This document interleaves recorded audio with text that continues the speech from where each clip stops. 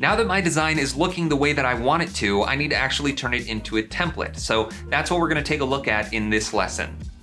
Well, this is where the Essential Graphics panel comes into play. So come up to Window, and mine is getting cropped off, but just go up to Essential Graphics and open that panel up. And mine is docked right here next to my effects controls. I think this is a pretty convenient place to have it. So I'm going to leave it right there. And what this Essential Graphics panel allows us to do is add controls that we want to give to the editor inside of Premiere. And the amount of flexibility that you give the editor is entirely dependent on your needs. Let's say that you're a motion designer designing a graphics package for editors to use. Well, then you probably have a style guide that you want those editors to adhere to, and you don't want them changing things like colors and fonts. You just want to give them the ability to change the text within Premiere, preserving the design that you've created in After Effects, but allowing them to, say, make multiple lower thirds and change out the names so they don't have to come back to you for those graphics. Well, let's start there. Under the Essential Graphics panel, we need to first set the master composition. So select that dropdown and go to whichever comp you want to use. So let's say this one, this is lower third 2. And then we get some controls. So it automatically brought in what it thinks that I might want, which were 2 text layers. And sure enough, that is exactly what I wanted. But if the Essential Graphics panel ever brings in something that you didn't want, just select it and press the delete key. All right? Now that I've done that, I need to bring it back in. So let's grab line 2, and we have to select a specific property, not the entire text layer. If I click and drag this up, you can see that it's not going to bring that in. But if I expand this down, go into the text, and then find the source text property, this is what I can drag up and bring in here. On this left column here is what the name of the control will display as in Premiere. So we need to change source text to line 2. At this point, I can type anything I want into the actual content and it will update in After Effects. So I could say John Doe, click off of it, and it's going to update in After Effects. So if you wanted to, you could even build global controls right here in the Essential Graphics panel and use it directly in After Effects. In fact, if I deselect and just say solo supported properties, it's going to bring up every single property in your composition that the Essential Graphics panel can actually control. So similarly to the way that we created controls on this null object, the Essential Graphics panel can also manipulate those controls and give you a central place for modifying things across your project. And I'd say that's a smart way of working if you need to control things across multiple comps. If you're just controlling things inside one single comp, then I generally will just create a null object and add my expression controls to it. But let's say you wanted to give that offset amount control to the editor. And I know in this particular case, you probably wouldn't. You just want to give them the text fields. But let's say that for some reason you did. Well, we tied all of the offset controls for those shape layers to this slider. Now that those are all being driven by this one slider, I can grab that slider and bring it in, instead of bringing the offset amount for every one of those shape layers one by one into here.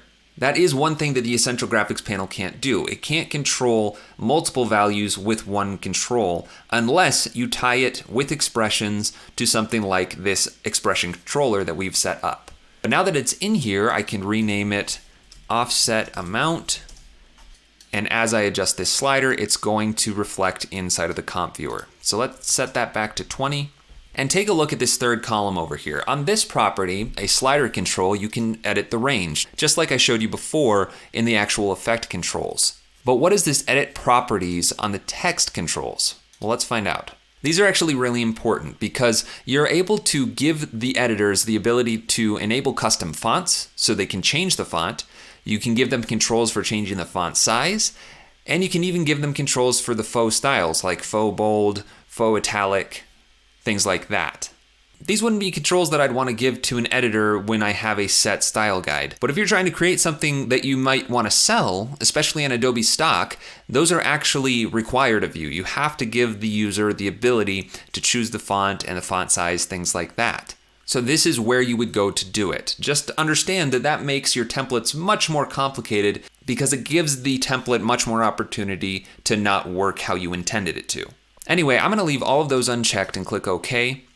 And these three controls are all I really need to give to my editor. So before I finish this off, I first want to name it, and I'll call this Skillshare L3 for lower third, and I'm gonna click the set poster time, which gives us a screenshot basically of our template, which will be visible in Premiere. So why don't we just change this from Motion Designer to title? So this is kind of placeholder text. We've got John Doe and title for line 1 and line 2, set poster time, and now we can export the motion graphics template. So this is saying the project needs to be saved first. Do you want to save it? Yes, I want to save it. And then it brings up the export window. So you can put this wherever you want. If I put it in the local templates folder, it's going to automatically show up in Premiere. So that's where I'll leave it.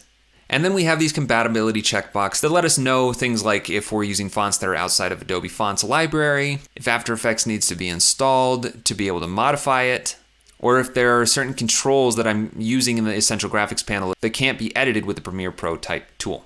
So again, this probably doesn't matter if you're working in an internal team, but if you're sending this template out to the internet and you need it to be super compatible and flexible, then you're gonna want these warnings.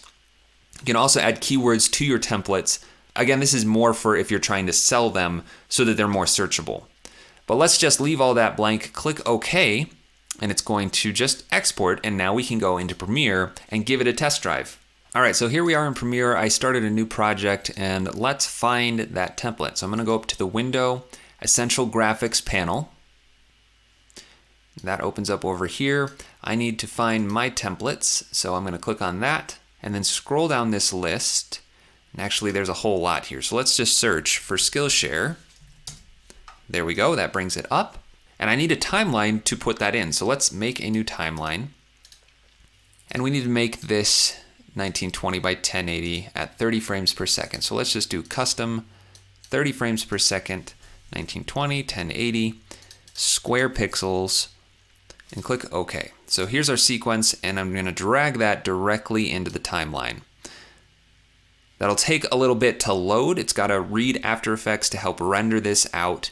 And now if we look at our program monitor and play this back, there's our template. And in this Essential Graphics panel, I have this tab called Edit.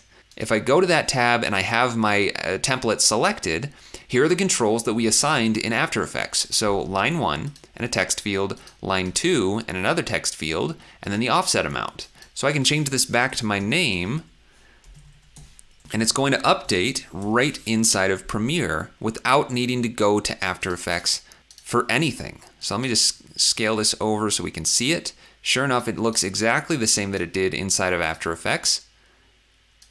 I can play it back, and depending on your machine and how complex your template is, it might not play back in real time, but this is actually doing a pretty good job. I also have this offset amount control, so I can adjust that if I want to, but that's just showing you that it's possible. Again, I wouldn't really want to give that control to the editor. The point is, I've now tested my template and it's working, so I can share this with my team and they can start making their own lower thirds. One thing I do want to point out is that the length of this is the same as the length of your comp inside of After Effects. So I had my comp set to 30 seconds. This way the editor can just trim it off to wherever they want it to end. And because it's very likely that a lower third would ever be 30 seconds long, that should be more than enough time than they'll ever need. But now I can share this working template. And that's really all there is to making a motion graphics template. It's not that complex. But my template was not complex, and I didn't give the editor many controls at all, just the 2 text fields and that offset control, which again, I probably wouldn't ever give to them in the real world if I needed that template to look exactly how I designed it.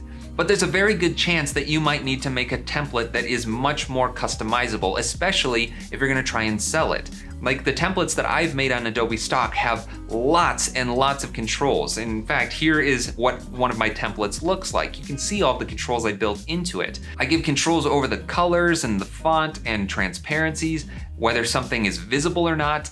You can see that it gets a lot more complex the more customizable it needs to be. And obviously I did not teach you everything that you need to know to make a template that complex. If I did, this class would have probably been 8 hours long. So this is really just the first stepping stone into getting into motion graphics templates. And if you want to learn more, definitely let me know and maybe I can make a few more classes like this one. But for your class project, just focus on this lower third, make it as customizable as you want. If you want to add in a lot more of those controls, just hit Solo Supported Properties. Remember that button in the Essential Graphics panel, and that will show you everything that you could control with your template, and you could just drag in the properties you want to be able to customize inside of Premiere. It's totally up to you how much control you want to give over to the user inside of Premiere, but I'm going to let you make that call. Get in there, start customizing things, and get this template working the way that you want so that you can test it out in Premiere and make sure everything looks exactly how you want it to.